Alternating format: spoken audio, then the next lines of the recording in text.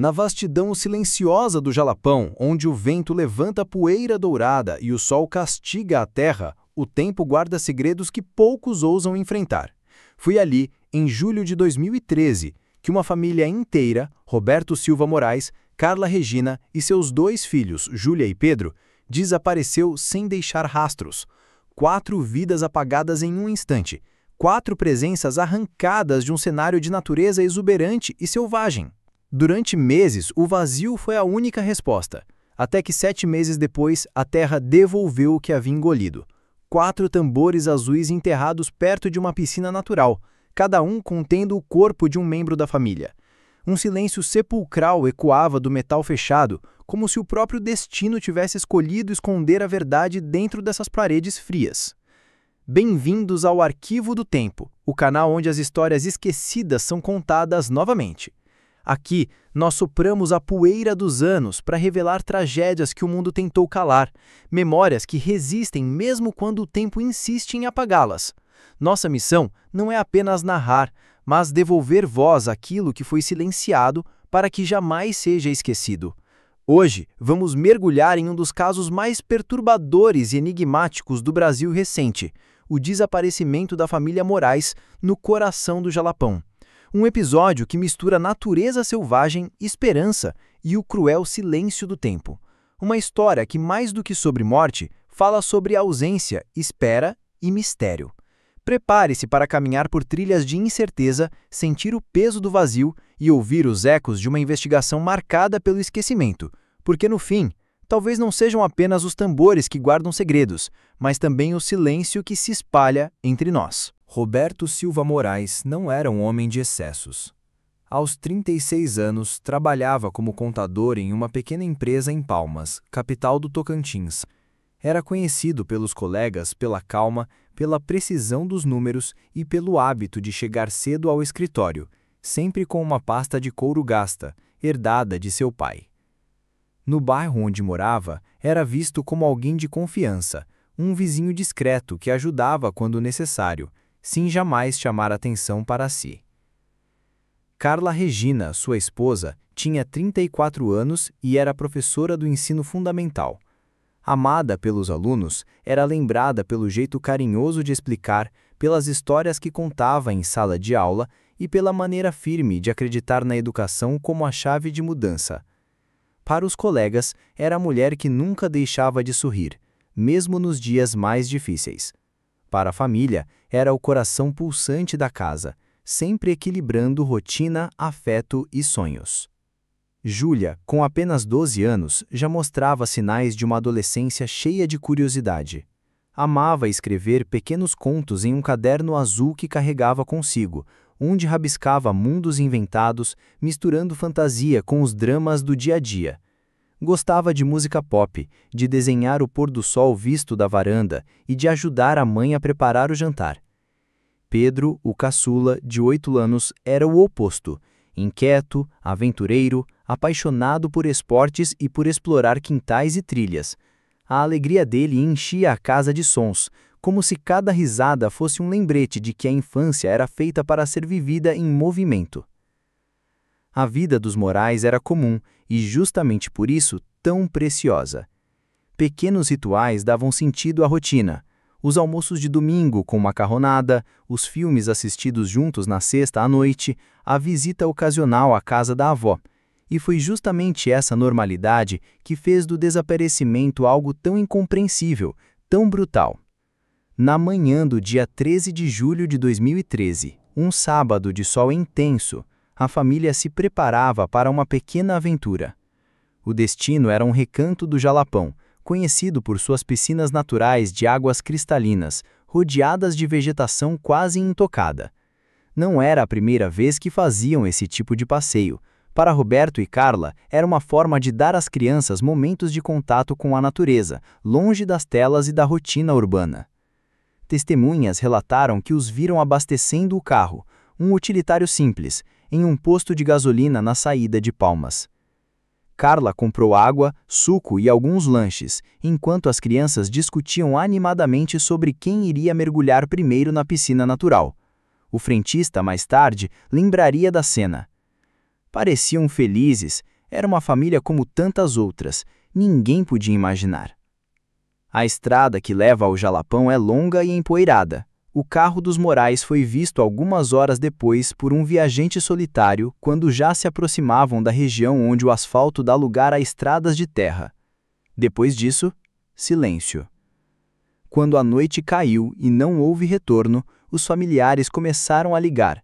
Primeiro para Roberto, depois para Carla. Nenhuma resposta. Mensagens não lidas, chamadas que caíam direto na caixa de posta. À medida que as horas avançavam, a inquietação deu lugar ao medo. Ainda na madrugada, o irmão de Roberto decidiu acionar a polícia, alegando que aquilo não era comum, que a família sempre avisava quando havia atrasos. As primeiras buscas foram improvisadas. Amigos, parentes e até conhecidos percorreram a rota até o Jalapão, chamando pelos nomes da família no meio da escuridão da estrada. Nada. O carro parecia ter desaparecido junto com eles, como se a terra tivesse se fechado para engoli-los. A notícia rapidamente se espalhou pela pequena comunidade, trazendo consigo uma mistura de incredulidade e angústia. Como uma família inteira poderia sumir de um dia para o outro? Não havia sinais de acidente, não havia vestígios de violência imediata, apenas ausência. O silêncio se instalou como um personagem cruel. Para cada familiar que ligava sem resposta, para cada vizinho que perguntava e não tinha o que ouvir, o vazio crescia. O relógio avançava, e cada minuto tornava a ausência mais insuportável. No dia seguinte, a polícia organizou a primeira operação de busca formal. Helicópteros sobrevoaram parte da região enquanto equipes terrestres percorriam trilhas. O carro não foi encontrado, tampouco pertences da família. Para a imprensa local, tratava-se de um mistério absoluto. Para os que ficaram, tratava-se de algo ainda mais terrível, a sensação de impotência. A avó das crianças foi vista chorando na porta de casa, repetindo frases quebradas. Eles vão voltar, eles sempre voltam. Mas as horas viraram dias e a esperança começou a se transformar em medo do irreversível. O caso logo mobilizou vizinhos, parentes e curiosos, mas também trouxe à tona as primeiras perguntas sem resposta. Alguém teria seguido a família? Teriam se perdido no meio do mato? Havia uma ameaça oculta naquele passeio aparentemente inocente? Assim começou uma das histórias mais perturbadoras do Tocantins. Uma história marcada por uma súbita ruptura, por uma ausência que ecoava mais alto que qualquer palavra. Quando essa história aconteceu, ela te lembrou de alguma coisa ou você já se deparou com alguma história semelhante em algum lugar? Por favor, conte para mim e para todos na seção de comentários aqui embaixo. As primeiras horas após o desaparecimento da família Morais foram cruciais. A polícia acreditava que poderia se tratar de um simples contratempo. Um pneu furado, uma falha mecânica, talvez até uma demora maior do que o esperado na volta para casa. Mas, à medida que os dias avançavam e não surgiam sinais do carro, da família, ou sequer de um objeto perdido pelo caminho, a hipótese de um contratempo perdeu força. O que restava era o abismo do desconhecido. Na manhã de segunda-feira, 2 dias depois do desaparecimento, equipes de resgate foram enviadas à região do Jalapão. O território, famoso por sua beleza intocada, é também um dos mais desafiadores para qualquer tipo de busca. Trilhas que se perdem na vegetação, rios de difícil acesso, estradas de terra que se bifurcam em caminhos quase invisíveis.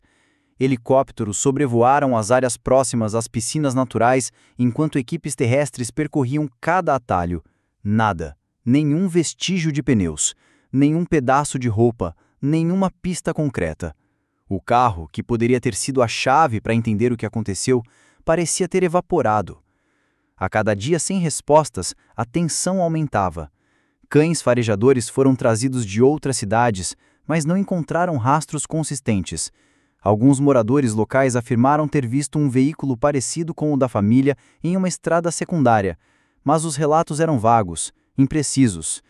Outros garantiram que ouviram barulhos de motor no meio da noite, mas não souberam apontar a direção. Enquanto isso, os familiares se agarravam ao fio da esperança. O irmão de Roberto concedeu entrevistas emocionadas, implorando por qualquer informação. Se alguém viu, se alguém sabe, por favor fale.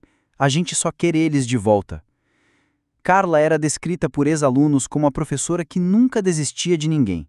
E agora, parecia que a comunidade não estava disposta a desistir dela e de sua família. Grupos de voluntários se organizaram para ajudar nas buscas, levando lanternas, água e comida. A cada dia o esforço coletivo se ampliava, mas o resultado era sempre o mesmo: silêncio.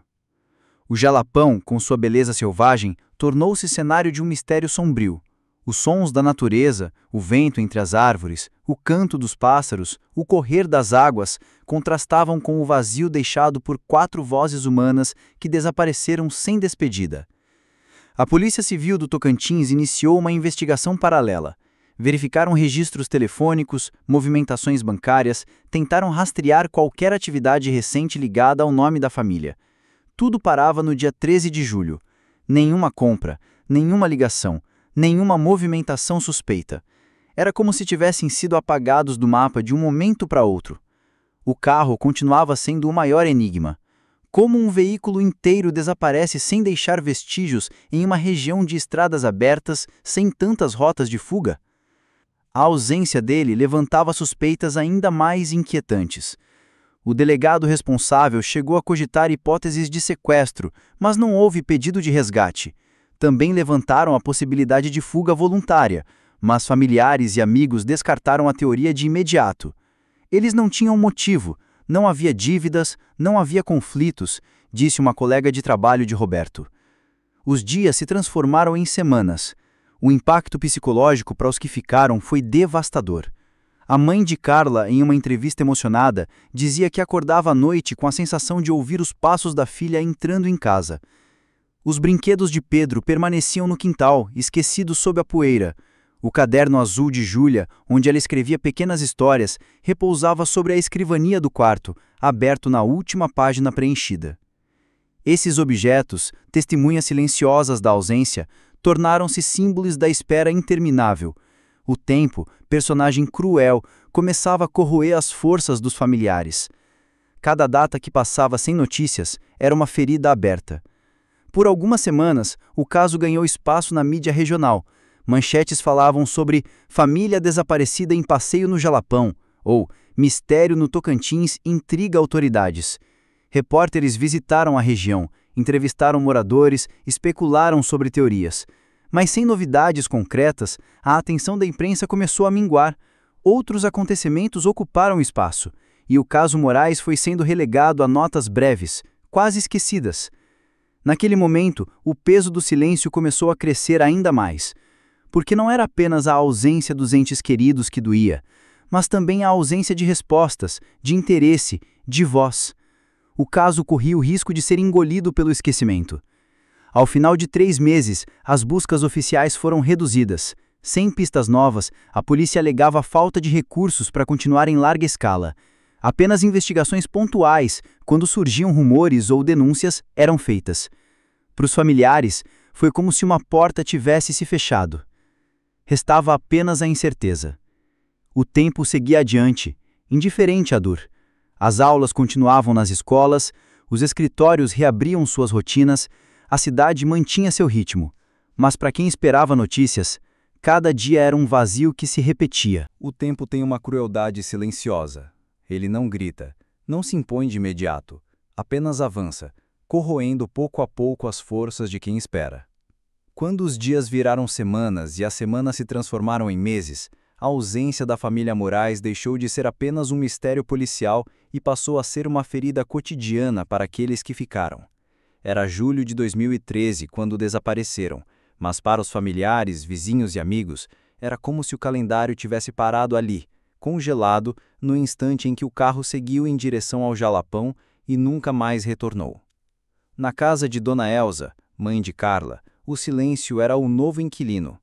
Ela acordava cedo, como sempre, preparava o café, mas não havia risadas de netos para preencher a cozinha, nem a voz da filha comentando sobre a escola. Ao longo dos dias, Dona Elza passou a transformar a varanda em sua trincheira contra o desespero. Sentava-se na cadeira de balanço, os olhos fixos na rua, esperando ouvir o motor do carro que trazia seus amores de volta. O vento que soprava entre as árvores trazia memórias. Júlia correndo com um caderno azul na mão, ansiosa para mostrar uma nova história. Pedro segurando um carrinho de brinquedo, insistindo que a avó participasse de suas brincadeiras. Mas a cada noite que caía sem notícias, essas lembranças se tornavam mais dolorosas, como punhaladas invisíveis. O irmão de Roberto, Cláudio, escolheu outra forma de enfrentar a ausência. Tornou-se um homem em movimento, incapaz de aceitar a paralisia. Refazia rotas, revisava mapas, percorria estradas de terra tentando imaginar onde o carro poderia ter parado. Procurava autoridades, cobrava respostas, mas na maior parte do tempo encontrava portas fechadas e olhares de resignação. Era como se apenas ele acreditasse que a solução ainda estivesse ao alcance das mãos. Não é possível que tenham desaparecido sem deixar sinal algum. Alguém sabe de alguma coisa, repetia incansavelmente. Os amigos tentavam convencê-lo a descansar, mas Cláudio parecia carregar nos ombros a responsabilidade de manter a memória da família viva. Na escola, a ausência de Carla se tornou um vazio coletivo. Seus alunos, ainda jovens demais para compreender plenamente a tragédia, perguntavam ingenuamente se a professora voltaria. Alguns, num gesto comovente, deixavam cartas sobre sua mesa, desenhando corações e escrevendo frases como "Volta logo, tia Carla". A sala, antes cheia de energia, parecia agora um espaço assombrado pelo silêncio. A diretora manteve a mesa intacta por meses, como se isso fosse uma forma de preservar sua presença, um ato de resistência contra o apagamento.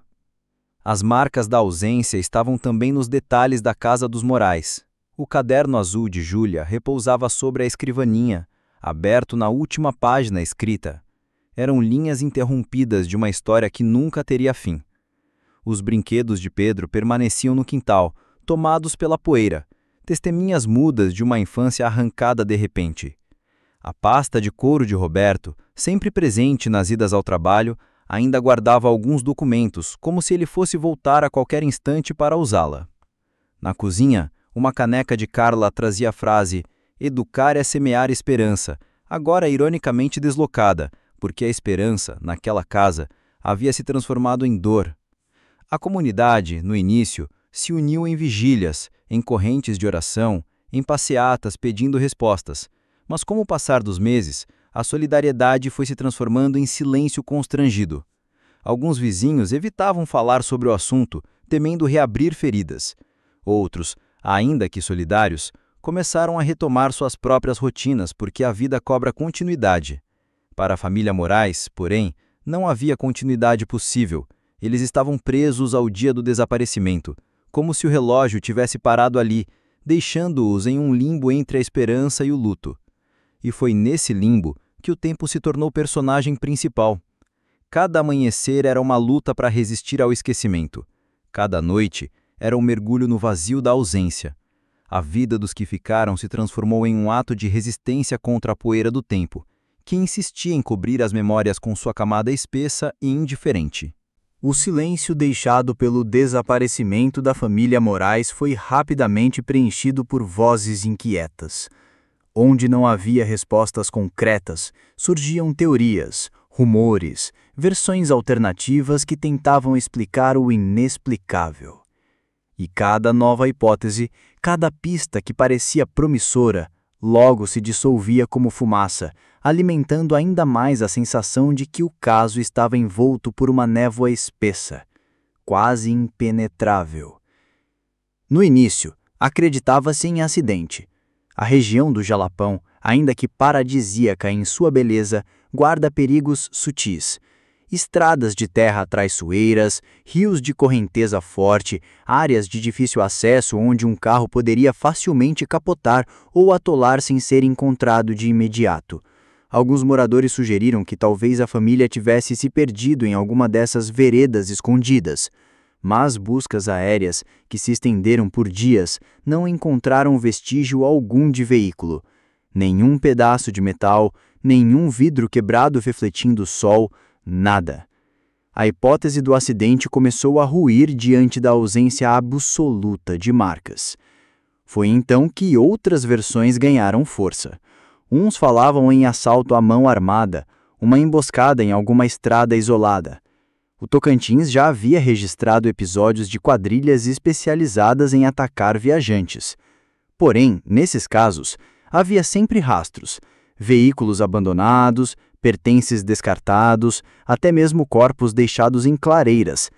No caso dos Morais, havia apenas desaparecimento total.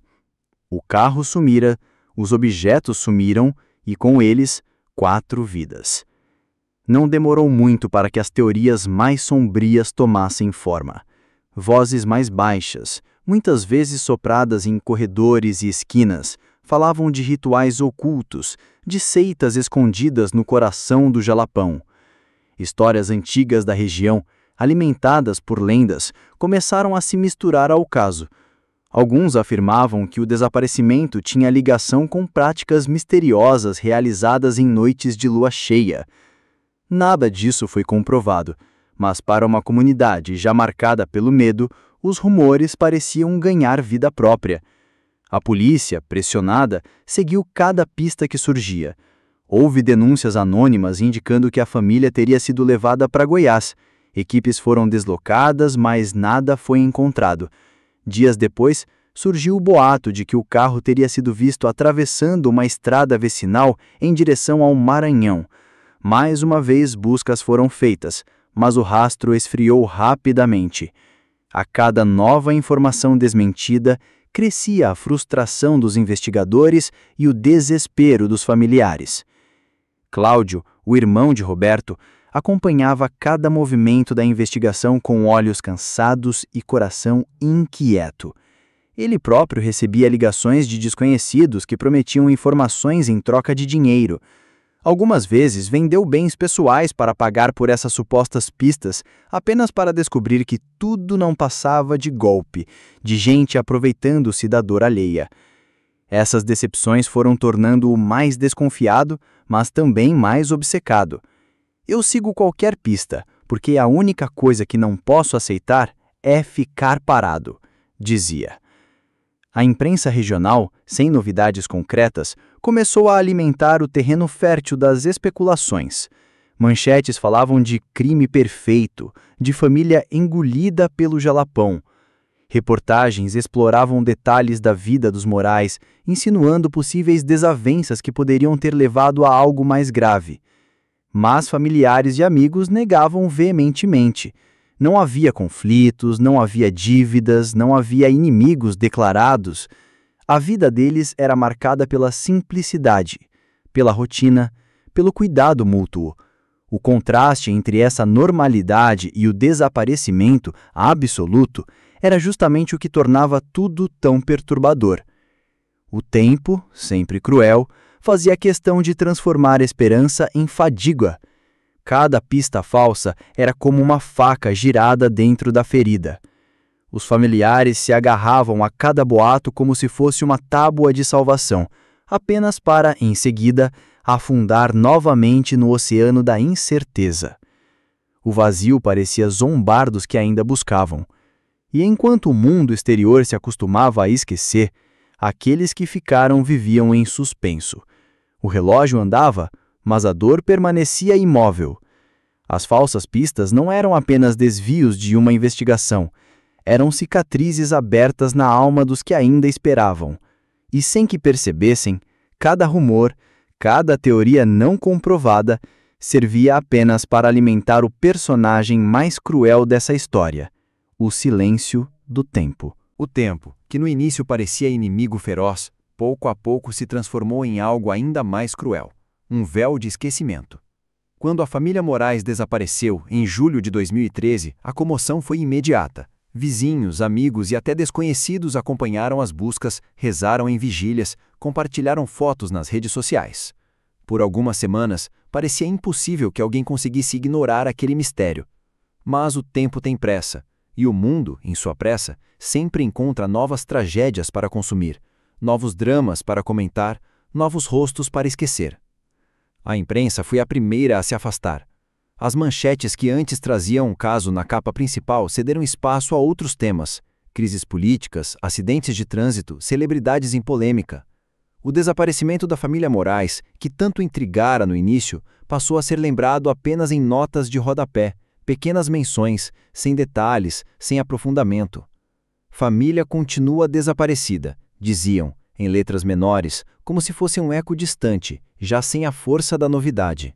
O silêncio da mídia foi o primeiro indício de que o esquecimento estava se instalando. Na comunidade, o processo foi mais lento, mas igualmente devastador. Durante meses, o bairro onde moravam ainda parecia viver em função da ausência. Crianças perguntavam pelas brincadeiras de Pedro, mães lembravam do sorriso doce de Carla, colegas de trabalho de Roberto comentavam sobre sua seriedade e honestidade. Mas, com o passar dos anos, a vida foi se impondo. Novas famílias se mudaram, novas crianças começaram a brincar nas ruas, novos professores assumiram as salas de aula. A cadeira vazia de Carla na escola acabou sendo ocupada por outra docente, que, embora respeitasse a memória, precisava ensinar. O tempo não pedia licença, apenas avançava. Para os familiares, o esquecimento alheio foi um segundo luto. Enquanto eles permaneciam presos à data de 13 de julho de 2013, o mundo ao redor parecia girar em outra velocidade. Era como se todos seguissem adiante, enquanto eles estivessem congelados em uma espera interminável. Dona Elsa, mãe de Carla, sentia isso de forma brutal. Em entrevistas, dizia: "Parece que o mundo quer me obrigar a esquecer, mas como esquecer se todo dia eu acordo e penso neles?" O esquecimento coletivo tornava sua dor ainda mais aguda, como se a ausência tivesse se tornado não apenas perda, mas também invisibilidade. No trabalho, os colegas de Roberto pouco a pouco pararam de mencionar seu nome. No início, havia um respeito solene. Sua mesa permaneceu intocada, suas pastas guardadas, mas com o tempo, as necessidades do escritório falaram mais alto. Outro funcionário assumiu seu lugar, sua cadeira foi ocupada, seus documentos redistribuídos. O contador meticuloso que um dia era indispensável tornou-se apenas uma lembrança vaga para os novos funcionários, que sequer sabiam quem ele era. Os rumores que antes agitavam a cidade também se dissolveram. O mistério sem respostas cansou até mesmo os curiosos. A cada nova falsa pista, crescia não apenas o desânimo da família, mas também o desinteresse da comunidade. Era mais fácil virar o rosto, mais fácil aceitar o silêncio do que continuar perguntando sem respostas. O esquecimento do mundo, no entanto, não era uniforme. Para alguns poucos, a ausência permanecia como ferida exposta.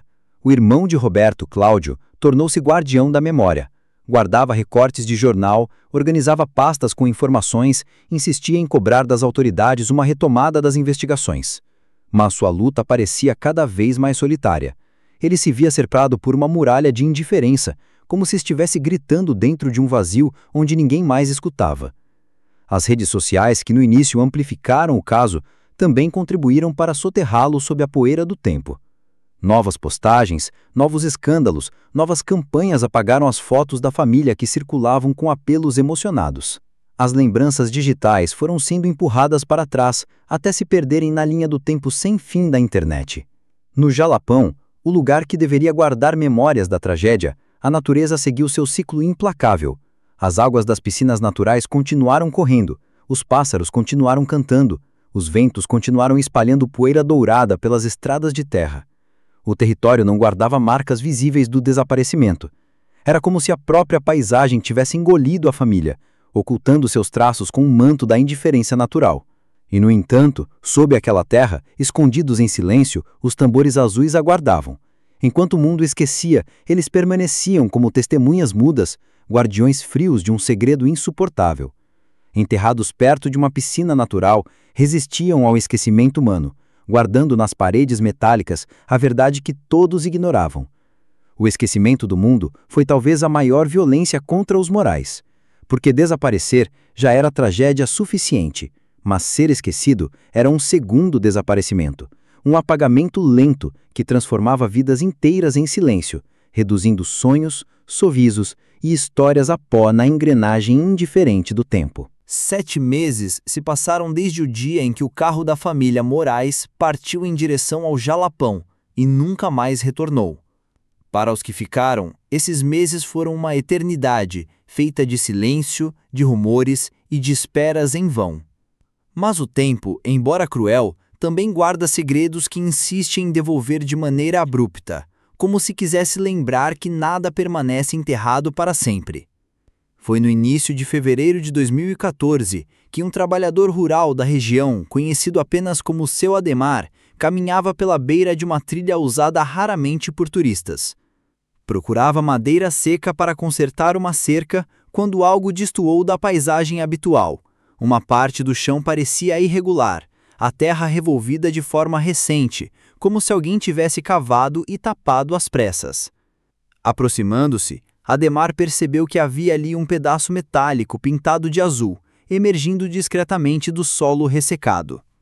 Curioso, tocou com um pé, limpou a poeira e reconheceu a superfície de um tambor industrial. A polícia foi chamada. Quando chegaram, encontraram não apenas um tambor, mas 4, enterrados lado a lado, próximos a uma piscina natural de águas cristalinas. O local, antes visto como cenário paradisíaco, transformava-se, diante daquele achado, em palco de um segredo macabro. O trabalho de remoção foi lento, respeitoso e envolto em uma tensão que pesava no ar. Cada tambor, ao ser aberto, revelava uma parte da tragédia. Dentro de cada um deles estava o corpo de um membro da família Moraes. Roberto, Carla, Júlia e Pedro estavam ali, enclausurados em silêncio metálico, como se o mundo tivesse tentado calar suas vozes para sempre. O impacto da descoberta foi devastador. A notícia correu rápido. O caso esquecido ganhava novo fôlego, agora com a revelação mais brutal possível. Não havia mais como fingir que nada acontecera. Não havia mais como empurrar a ausência para o esquecimento. Os tambores azuis romperam o silêncio do tempo. Para os familiares, a dor foi dupla. Havia um alívio cruel em finalmente saber onde estavam, em finalmente ter corpos para sepultar. Mas havia também a brutalidade de encarar a forma como foram encontrados. Dona Elza chorava sem cessar, repetindo que não era assim que queria reencontrar a filha e os netos. Cláudio, o irmão incansável, sentiu-se esmagado. Sua busca tinha fim, mas um fim que não trazia respostas, apenas mais perguntas. Quem os levou até ali? Quem cavou a terra para esconder os tambores? Por quê? A investigação policial retomou força, mas a brutalidade da cena parecia maior do que qualquer explicação plausível. Nenhuma pista nova surgiu, nenhum suspeito foi preso. O crime parecia tão enigmático quanto no dia do desaparecimento, apenas com a diferença de que agora o silêncio tinha peso material, os tambores azuis. Esses tambores se tornaram desde então mais do que evidências criminais, viraram símbolos. Símbolos da crueldade humana, da incapacidade da justiça em proteger, mas também da resistência contra o esquecimento. Porque ao emergirem da terra, trouxeram de volta não apenas os corpos, mas também a memória da família Moraes. Trouxeram de volta perguntas que o mundo havia abandonado. E lembraram que o tempo pode tentar apagar, mas a verdade sempre encontra um jeito de ressurgir. No enterro, centenas de pessoas compareceram. A igreja estava lotada, o silêncio era cortado apenas pelos soluços.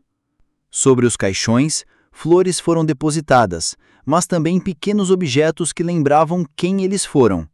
O caderno azul de Júlia, agora fechado, o carrinho de brinquedo de Pedro, a pasta de couro de Roberto, a caneca de Carla com a frase "Educar é semear esperança". Objetos que se transformaram em pontes entre o que foi e o que nunca mais seria. Mas o caso, porém, não teve respostas. Não houve confissão, não houve prisão, não houve explicação. E é nesse vazio que o tempo continua agindo, como personagem implacável. A família Moraes não foi apenas vítima de um crime, mas também vítima da ausência de respostas, vítima do esquecimento que tentou engoli-los, vítima da memória fragmentada que resta. Os tambores azuis permanecem como uma metáfora cruel. Recipientes que guardaram não apenas corpos, mas também o silêncio, a dor e o mistério. Talvez nunca saibamos quem os colocou ali, talvez nunca entendamos o porquê. Mas a história da família Moraes agora ecoa para além do Jalapão, como lembrete de que a ausência é tão devastadora quanto a morte, e de que o esquecimento é a segunda morte que não podemos permitir. Assim termina a narrativa do desaparecimento e da descoberta da família Moraes. Mas não termina o mistério. Porque a cada história como essa, o tempo deixa uma pergunta em aberto. Até que ponto estamos dispostos a lembrar, a resistir ao esquecimento, a dar voz aos que foram silenciados? Se você acredita que histórias como a da família Moraes não devem ser apagadas pela poeira do tempo, inscreva-se no Arquivo do Tempo. Aqui, nós recontamos vidas que o mundo tentou esquecer, porque lembrar é um ato de resistência. E eu deixo a pergunta para você: quem você acredita que estava por trás dos tambores azuis do Jalapão?